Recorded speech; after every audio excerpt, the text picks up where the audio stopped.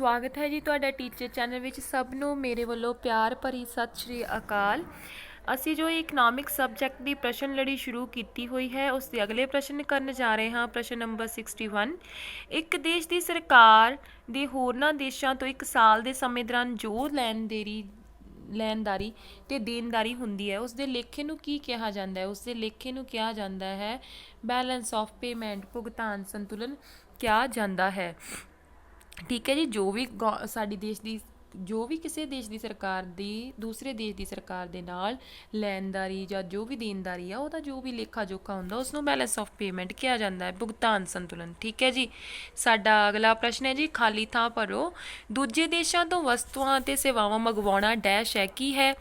ਆਯਾਤ, ਇੰਪੋਰਟ। ਠੀਕ ਹੈ ਨਾ। ਜਦੋਂ ਅਸੀਂ ਦੂਸਰੇ ਦੇਸ਼ਾਂ ਤੋਂ ਵਸਤਾਂ ਮੰਗਵਾਉਂਦੇ ਹਾਂ, ਸੇਵਾਵਾਂ ਮੰਗਵਾਉਂਦੇ ਹਾਂ ਤਾਂ ਉਹ ਸਾਡੇ ਆਯਾਤ ਨੇ, ਇੰਪੋਰਟ ਨੇ। ਜਿਵੇਂ ਕਿ ਪੈਟਰੋਲ ਹੋ ਗਿਆ, ਅਸੀਂ ਮੰਗਵਾਉਂਦੇ ਨਾ ਦੂਸਰੇ ਦੇਸ਼ ਤੋਂ, ਸਾਡਾ ਇੰਡੀਆ, ਕਿਉਂਕਿ ਸਾਡੇ ਇੰਡੀਆ 'ਚ ਇਹਦੀ ਡਿਮਾਂਡ ਜ਼ਿਆਦਾ ਆ, ਸੋ ਉਹ ਸਾਡਾ ਕੀ ਆ? ਆਯਾਤ ਆ, ਇੰਪੋਰਟ ਆ। ਇਸ ਤੋਂ ਉਲਟ ਕੰਡੀਸ਼ਨ ਵਿੱਚ ਕੀ ਆ? ਜਦੋਂ ਅਸੀਂ ਵਸਤੂਆਂ ਅਤੇ ਸੇਵਾਵਾਂ ਨੂੰ ਨੋਟ ਲਿਖਿਆ ਨਾ, ਇਸ ਤੋਂ ਉਲਟ ਕੰਡੀਸ਼ਨ ਵਿੱਚ ਕੀ ਆ? ਵਸਤੂਆਂ ਅਤੇ ਸੇਵਾਵਾਂ ਨੂੰ ਜਦੋਂ ਅਸੀਂ ਬਾਹਰ ਫੋਰਨ ਕੰਟਰੀਜ਼ 'ਚ ਭੇਜਦੇ ਹਾਂ ਤਾਂ ਉਹ ਕੀ ਆ? ਸਾਡਾ ਨਿਰਯਾਤ ਆ, ਐਕਸਪੋਰਟ ਆ। ਠੀਕ ਹੈ ਨਾ। ਜਿੱਦਾਂ ਐਕਸਪੋਰਟ ਦੇ ਵਿੱਚ ਕੀ ਆ ਜਾਂਦਾ ਆ? ਮਸਾਲੇ ਆ ਗਏ ਸਾਡੇ ਦੇਸ਼ ਦੇ, ਠੀਕ ਹੈ, ਕੱਪੜੇ ਆ ਗਏ, ਠੀਕ ਹੈ, ਪੂੰਜੀਗਤ ਹੋਰ ਮਸ਼ੀਨਾਂ ਆ ਗਈਆਂ, ਫਿਰ ਚਾਹ ਆ ਗਈ। ਠੀਕ ਹੈ ਨਾ। ਚਾਹ ਵੀ ਸਾਡੀ ਫੇਮਸ ਹੈ ਇੰਡੀਆ ਦੀ। ਸਾਡਾ ਅਗਲਾ ਪ੍ਰਸ਼ਨ ਹੈ ਜੀ, ਭੁਗਤਾਨ ਸੰਤੁਲਨ ਦੀਆਂ ਮੱਦਾਂ ਨੂੰ ਕਿੰਨੇ ਭਾਗਾਂ ਵਿੱਚ ਵੰਡਿਆ ਜਾਂਦਾ ਹੈ? ਇਸ ਨੂੰ 2 ਭਾਗਾਂ ਵਿੱਚ ਵੰਡਿਆ ਜਾਂਦਾ ਹੈ। ਕਰੰਟ ਅਕਾਊਂਟ, ਠੀਕ ਹੈ, ਪਹਿਲਾ ਹੈ ਕਰੰਟ ਅਕਾਊਂਟ, ਚਾਲੂ ਖਾਤੇ ਦੀਆਂ ਮੱਦਾਂ, ਦੂਸਰਾ ਹੈ ਕੈਪੀਟਲ ਅਕਾਊਂਟ, ਪੂੰਜੀ ਖਾਤੇ ਦੀਆਂ ਮੱਦਾਂ। ਠੀਕ ਹੈ ਨਾ। ਇਹਨਾਂ ਨੂੰ 2 ਭਾਗਾਂ ਵਿੱਚ BOP ਨੂੰ ਵੰਡਿਆ ਜਾਂਦਾ ਹੈ। ਧਿਆਨ ਨਾਲ ਆਪਾਂ ਯਾਦ ਕਰ ਲੈਣਾ ਆ। ਸਾਡਾ ਅਗਲਾ ਪ੍ਰਸ਼ਨ ਹੈ 64। ਜੇ ਚਾਲੂ ਖਾਤੇ ਦੇ ਆਯਾਤ ਅਤੇ ਆਯਾਤ ਨਿਰਯਾਤ ਨਾਲੋਂ ਵੱਧ ਹੋਣ, ਠੀਕ ਹੈ ਨਾ, ਆਯਾਤ ਨਿਰਯਾਤ ਨਾਲੋਂ ਵੱਧ ਹੋਣ ਤਾਂ ਭੁਗਤਾਨ ਸੰਤੁਲਨ ਕੀ ਹੋਵੇਗਾ? ਭੁਗਤਾਨ ਸੰਤੁਲਨ ਹੋਵੇਗਾ ਪ੍ਰਤੀਕੂਲ, ਘਾਟੇ ਦਾ ਹੋਵੇਗਾ। ਠੀਕ ਹੈ ਜੀ। ਜਦੋਂ ਸਾਡੇ ਦੇਸ਼ ਦੇ ਕਿਸੇ ਵੀ ਦੇਸ਼ ਦੇ ਆਯਾਤ ਜਿਹੜੇ ਜ਼ਿਆਦਾ ਹੋਣ, ਨਿਰਯਾਤ ਘੱਟ ਹੋਣ ਤਾਂ ਭੁਗਤਾਨ ਸੰਤੁਲਨ ਪ੍ਰਤੀਕੂਲ ਹੋਵੇਗਾ, ਘਾਟੇ ਦੀ ਕੰਡੀਸ਼ਨ 'ਚ ਹੋਵੇਗਾ। ਕਿਉਂਕਿ ਆਯਾਤ ਜ਼ਿਆਦਾ ਨੇ, ਅਸੀਂ ਬਾਹਰੋਂ ਚੀਜ਼ਾਂ ਜ਼ਿਆਦੀਆਂ ਮੰਗਵਾ ਰਹੇ ਨੇ, ਸਾਡਾ ਪੈਸਾ ਫਿਰ ਖਰੀਦਣ ਦੇ ਵਿੱਚ ਉੱਧਰ ਜਾ ਰਿਹਾ ਆ, ਸਾਡੇ ਕੋਲ ਪੈਸਾ ਘੱਟ ਰਿਹਾ ਆ। ਠੀਕ ਹੈ ਨਾ। ਇਸ ਕਰਕੇ ਸਾਡਾ ਜਿਹੜਾ BOP ਉਹ ਘਾਟੇ 'ਚ ਜਾ ਰਿਹਾ। ਅਗਰ ਸਾਡੇ ਨਿਰਯਾਤ ਜ਼ਿਆਦਾ ਹੋਣਗੇ ਤਾਂ ਸਾਡੇ ਕੋਲ ਵਿਦੇਸ਼ੀ ਫੋਰਨ ਜਿਹੜੀ ਕਰੰਸੀ ਆ ਉਹ ਜ਼ਿਆਦਾ ਹੋਵੇਗੀ। ਠੀਕ ਹੈ ਨਾ। ਫੋਰ ਐਗਜ਼ਾਮਪਲ ਹੁਣ ਭਾਰਤ ਦਾ BOP ਕੀ ਆ? ਘਾਟੇ ਦਾ ਆ, ਕਿਉਂਕਿ ਸਾਡੇ ਦੇਸ਼ ਦੇ ਆਯਾਤ ਜਿਹੜੇ ਆ ਜ਼ਿਆਦਾ ਆ, ਅਸੀਂ ਜ਼ਿਆਦਾ ਚੀਜ਼ਾਂ ਬਾਹਰੋਂ ਮੰਗਵਾਉਂਦੇ ਹਾਂ, ਸਾਡਾ ਪੈਸਾ ਜ਼ਿਆਦਾ ਲੱਗ ਜਾਂਦਾ ਹੈ ਇਸ ਕੰਮ ਦੇ ਵਿੱਚ। ਠੀਕ ਹੈ। ਜਦ ਕਿ ਸਾਡਾ ਭੇਜਣ ਵਾਲਾ ਸਿਸਟਮ ਜਿਹੜਾ ਆ ਉਹ ਘੱਟ ਆ, ਮਤਲਬ ਨਿਰਯਾਤ ਘੱਟ ਨੇ, ਐਕਸਪੋਰਟ ਘੱਟ ਨੇ, ਇੰਪੋਰਟ ਜ਼ਿਆਦਾ ਨੇ। ਠੀਕ ਹੈ ਨਾ। So that's why India the BOP ਆ ਜਿਹੜਾ ਉਹ ਘਾਟੇ ਦਾ ਆ, ਪ੍ਰਤੀਕੂਲ ਆ। ਸਾਡਾ ਅਗਲਾ ਪ੍ਰਸ਼ਨ ਹੈ ਜੀ, ਦ੍ਰਿਸ਼ ਵਸਤੂਆਂ ਦੇ ਆਯਾਤ ਤੇ ਨਿਰਯਾਤ ਦੇ ਅੰਤਰ ਨੂੰ ਕੀ ਕਿਹਾ ਜਾਂਦਾ ਹੈ? ਉਸ ਨੂੰ ਕਿਹਾ ਜਾਂਦਾ ਹੈ ਜੀ ਵਪਾਰ ਬਾਕੀ, ਬੈਲੈਂਸ ਆਫ ਟਰੇਡ ਕਿਹਾ ਜਾਂਦਾ। ਕੀ ਕਿਹਾ ਜਾਂਦਾ ਹੈ? Balance of trade. ਠੀਕ ਹੈ ਨਾ। ਦ੍ਰਿਸ਼ ਵਸਤੂਆਂ ਜਿੱਦਾਂ ਜਿਨ੍ਹਾਂ ਨੂੰ ਅਸੀਂ ਦੇਖ ਸਕਦੇ ਹਾਂ, ਭੌਤਿਕ ਵਸਤੂਆਂ ਜਿਵੇਂ ਕੱਪੜੇ ਹੋ ਗਏ, ਮਸ਼ੀਨਾਂ ਹੋ ਗਈਆਂ, ਚਾਹ, ਮਤਲਬ ਇਹਨਾਂ ਵਿੱਚ ਸੇਵਾਵਾਂ, ਸਰਵਿਸਿਜ਼ ਇਨਕਲੂਡ ਨਹੀਂ ਹੋਣਗੀਆਂ, ਸਿੱਧੀ ਗੱਲ ਹੈ। ਠੀਕ ਹੈ ਨਾ। ਸੋ ਇਹਦਾ ਜੋ ਵੀ ਐਕਸਪੋਰਟ ਹੁੰਦਾ ਆ, ਜੋ ਵੀ ਇੰਪੋਰਟ ਹੁੰਦਾ ਆ, ਉਹਨਾਂ ਦੋਨਾਂ ਦਾ ਡਿਫਰੈਂਸ ਜਦੋਂ ਅਸੀਂ ਫਾਈਂਡ ਆਊਟ ਕਰਦੇ ਹਾਂ ਤਾਂ ਉਹ ਕੀ ਹੋਵੇਗਾ? ਵਪਾਰ ਬਾਕੀ ਹੋਵੇਗਾ, ਬੈਲੈਂਸ ਆਫ ਟਰੇਡ ਹੋਵੇਗਾ। ਠੀਕ ਹੈ। BOP ਹੋਰ ਚੀਜ਼ ਹੈ। ਠੀਕ ਹੈ ਨਾ। ਇਹਨੂੰ ਉਹਦੇ ਨਾਲ ਨਾ ਕਰ ਲੈਣਾ ਰਿਲੇਟ। ਠੀਕ ਹੈ ਨਾ।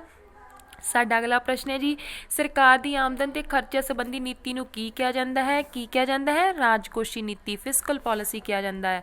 ਠੀਕ ਹੈ। ਸਰਕਾਰ ਦੀ ਜੋ ਵੀ ਆਪਣੀ ਇਨਕਮ ਨੂੰ ਲੈ ਕੇ, ਜੋ ਵੀ ਐਕਸਪੈਂਡੀਚਰ ਨੂੰ ਲੈ ਕੇ ਪਾਲਿਸੀ ਜਿਹੜੀ ਜਨਰੇਟ ਕੀਤੀ ਹੁੰਦੀ ਆ, ਬਣਾਈ ਹੁੰਦੀ ਹੈ, ਕ੍ਰੀਏਟ ਕੀਤੀ ਹੁੰਦੀ ਆ, ਉਸ ਨੂੰ ਕੀ ਕਿਹਾ ਜਾਂਦਾ? ਫਿਸਕਲ ਪਾਲਿਸੀ ਕਿਹਾ ਜਾਂਦਾ ਹੈ, ਰਾਜਕੋਸ਼ੀ ਨੀਤੀ ਕਿਹਾ ਜਾਂਦਾ ਹੈ। ਸਾਡਾ ਅਗਲਾ ਪ੍ਰਸ਼ਨ ਹੈ ਜੀ, ਉਹ ਨੀਤੀ ਜਿਸ ਰਾਹੀਂ ਕਿਸੇ ਦੇਸ਼ ਦੀ ਸਰਕਾਰ ਜਾਂ ਕੇਂਦਰੀ ਬੈਂਕ ਦੁਆਰਾ ਵਿਸ਼ੇਸ਼ ਟੀਚਿਆਂ ਦੀ ਪ੍ਰਾਪਤੀ ਲਈ ਮੁਦਰਾ ਦੀ ਪੂਰਤੀ, ਮੁਦਰਾ ਦੀ ਲਾਗਤ ਜਾਂ ਵਿਆਜ ਦਰ, ਮੁਦਰਾ ਦੀ ਉਪਲਬਧੀ ਨੂੰ ਕੰਟਰੋਲ ਕੀਤਾ ਜਾਂਦਾ ਹੈ, ਉਸ ਨੂੰ ਕੀ ਕਿਹਾ ਜਾਂਦਾ ਹੈ? ਮੌਦਰਿਕ ਨੀਤੀ, ਮੋਨਿਟਰੀ ਪਾਲਿਸੀ ਕਿਹਾ ਜਾਂਦਾ ਹੈ। ਠੀਕ ਹੈ ਨਾ। ਸਿੱਧਾ ਹੀ ਹਿਸਾਬ ਆ, ਮੁਦਰਾ ਤੋਂ ਯਾਦ ਰੱਖ ਲੈਣਾ ਮੌਦਰਿਕ। ਠੀਕ ਹੈ ਨਾ। ਮੁਦਰਾ ਤੋਂ ਮੌਦਰਿਕ। ਜੋ ਵੀ ਗੌਰਮੈਂਟ ਦੀ ਜਾਂ ਕੇਂਦਰੀ ਬੈਂਕ ਦੀ, RBI ਦੀ, ਸਾਡੇ ਦੇਸ਼ ਜਿੱਦਾਂ ਹੁਣ ਸਾਡੇ ਦੇਸ਼ ਦੀ ਬੈਂਕ RBI ਹੈ, ਰਿਜ਼ਰਵ ਬੈਂਕ ਆਫ ਇੰਡੀਆ, ਇਹਦੀ ਜੋ ਵੀ ਪਾਲਿਸੀ ਮੁਦਰਾ ਨੂੰ ਲੈ ਕੇ, ਦੇਸ਼ ਦੀ ਮੁਦਰਾ ਨੂੰ ਕੰਟਰੋਲ ਕਰਨ ਦੇ ਲਈ ਬਣਾਈ ਜਾਵੇਗੀ ਨਾ, ਉਸ ਪਾਲਿਸੀ ਨੂੰ ਕੀ ਕਿਹਾ ਜਾਵੇਗਾ? ਮੌਦਰਿਕ ਨੀਤੀ ਕਿਹਾ ਜਾਵੇਗਾ, ਮੋਨਿਟਰੀ ਪਾਲਿਸੀ ਕਿਹਾ ਜਾਵੇਗਾ। ਠੀਕ ਹੈ ਜੀ। ਸਾਡਾ ਅਗਲਾ ਪ੍ਰਸ਼ਨ ਹੈ ਜੀ, ਸਰਵਜਨਿਕ ਆਮਦਨ, ਪਬਲਿਕ ਇਨਕਮ ਦੇ ਕਿੰਨੇ ਮੁੱਖ ਢੰਗ ਹਨ? ਪਬਲਿਕ ਇਨਕਮ ਜਿਹੜੀ ਕਿੰਨੇ ਤਰੀਕਿਆਂ ਨਾਲ ਜਿਹੜੀ ਆ ਜਨਰੇਟ ਕੀਤੀ ਜਾ ਸਕਦੀ ਹੈ। ਇਹ ਕਿਵੇਂ ਇਹ ਹੈ 3, ਠੀਕ ਹੈ ਨਾ, 3 ਢੰਗ ਨੇ, ਮੁੱਖ 3 ਢੰਗ ਨੇ, ਠੀਕ ਹੈ ਨਾ। ਕਿਹੜੇ ਕਿਹੜੇ? ਪਹਿਲਾ ਹੈ ਟੈਕਸ, ठीक है ना, पहला किहड़ा है टैक्स, दूसरा है पब्लिक डेप्ट सार्वजनिक कर्जे, तीसरा है डेफिशिएंट फाइनेंसिंग, ठीक है, घाटे की वित्त व्यवस्था, ठीक है। इन्हां तिन्नां राहीं जिहड़ी आ पब्लिक इनकम जनरेट होंदी है, ठीक है ना। सार्वजनिक कर्जियां राहीं भी होंदी है ना, ये कई बारी इदां कन्फ्यूजन होंदी कि सार्वजनिक कर्जियां राहीं किवें हो सकदी आ। देखो भावें कर्जे ही आ, भावें सरकार ते भार ही आ, पर फिर भी कुछ समय लिए पैसा तो सरकार दे कोल आ ही जाता है ना, वो भी फिर पब्लिक इनकम के रूप में ले लिया जाता है। साडा अगला प्रश्न है जी, वो जरूरी भुगतान जो सरकार नूं कानून अनुसार करना पैंदा है, की कहांदा है? टैक्स कहांदा है। की कहांदा है? टैक्स कहांदा है, ठीक है। ये हर कोई, हर देश ये की है, देश के हर नागरिक नूं पे करना पैंदा, चाहे वो डायरैक्टली वे ना होवे, चाहे इनडायरैक्टली वे ना होवे, ठीक है ना। साडा अगला प्रश्न है जी, प्रति व्यक्ति आमदन नूं होर की कहा जाता है? प्रति व्यक्ति आमदन असीं फस्ट वीडियो च क्वेश्चन नूं चंगी तरह कीता होया कि जिथे भी इकनॉमिक्स दे विच प्रति व्यक्ति आमदन की गल हो गई, उन्होंने आपां औसत आमदन दे विच ही रखना है, औसत आमदन ही कहा जाता है। साडा अगला प्रश्न है जी, सही विकल्प चुनना आ, ठीक है। ऑप्शनस दित्तियां होईयां ने। बैंक दर, बैंक रेट कंट्रोल करती है, ठीक है ना। की है ऑप्शन ए, ऊड़ा ऑप्शन है बाजार कीमतां, मार्केट प्राइस।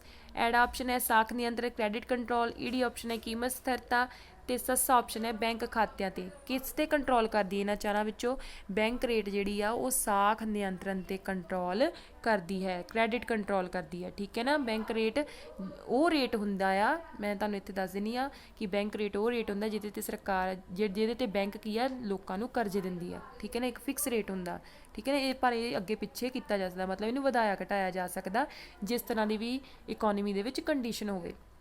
साडा अगला प्रश्न है जी, खाली थां भरो।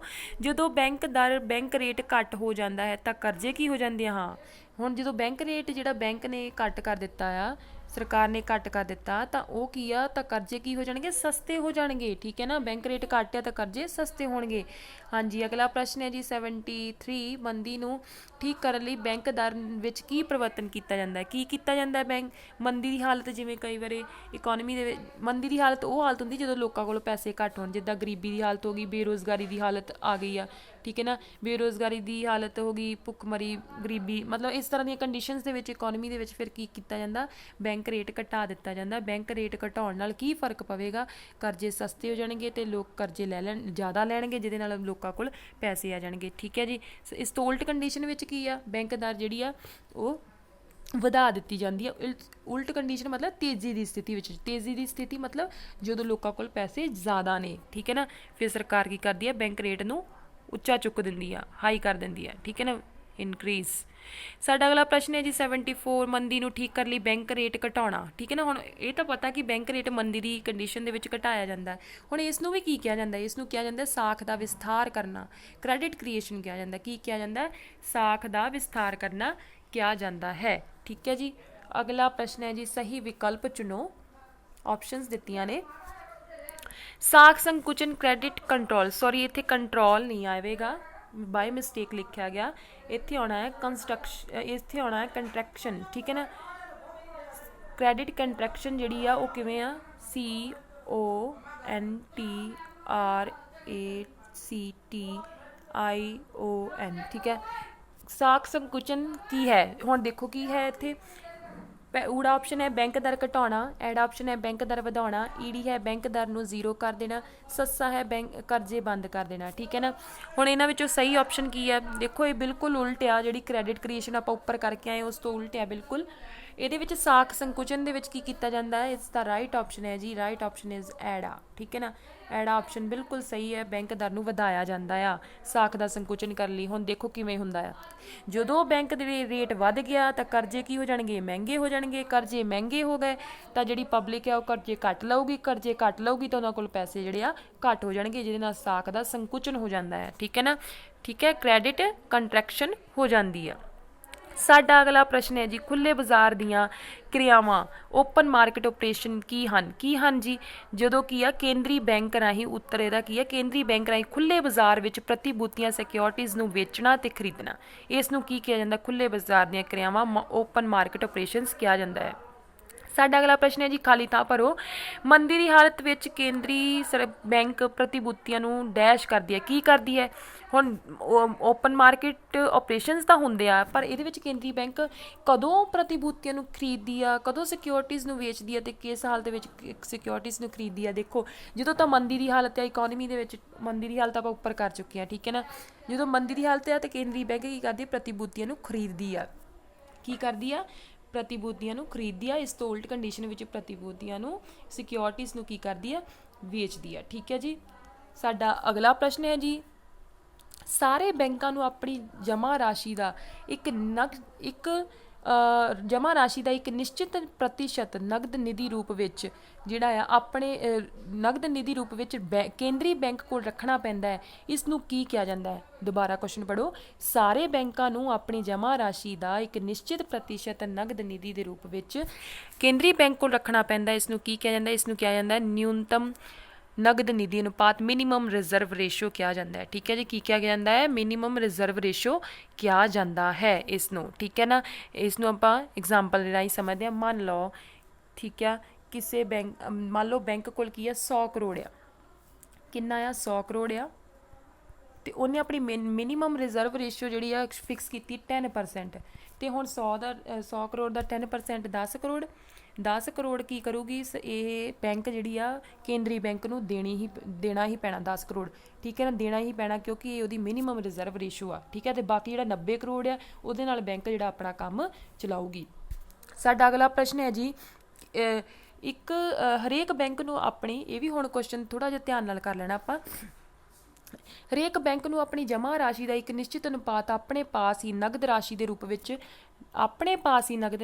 ਵਿੱਚ ਰੱਖਣਾ ਪੈਂਦਾ। ਇਸ ਨੂੰ ਕੀ ਕਿਹਾ ਜਾਂਦਾ? ਇਸ ਨੂੰ ਕਿਹਾ ਜਾਂਦਾ ਹੈ ਤਰਲਤਾ ਅਨੁਪਾਤ, ਲਿਕੁਇਡਿਟੀ ਰੇਸ਼ੋ ਕਿਹਾ ਜਾਂਦਾ ਹੈ। ਠੀਕ ਹੈ ਜੀ। ਉੱਪਰਲੇ ਕੁਐਸਚਨ ਅਤੇ ਥੱਲੜੇ ਕੁਐਸਚਨ ਵਿੱਚ ਦੋਨਾਂ ਵਿੱਚ ਕੀ ਆ? ਡਿਫਰੈਂਸ ਆ। ਠੀਕ ਹੈ ਨਾ। ਉਹਦੇ ਵਿੱਚ ਕੀ ਸੀ? ਬੈਂਕ ਨੂੰ, ਕੇਂਦਰੀ ਬੈਂਕ ਨੂੰ ਇੱਕ ਨਿਸ਼ਚਿਤ ਪਰਸੈਂਟ ਜਿਹੜਾ ਸੀ ਆਪਣੀ ਮਨੀ ਦਾ ਦੇਣਾ ਪੈਂਦਾ ਸੀ। ਇਹਦੇ ਵਿੱਚ ਆਪਣੇ ਕੋਲ ਰੱਖਣਾ ਪੈਣਾ ਆ। ਠੀਕ ਹੈ ਨਾ। ਤਾਂ ਉਹ ਕੀ ਆ?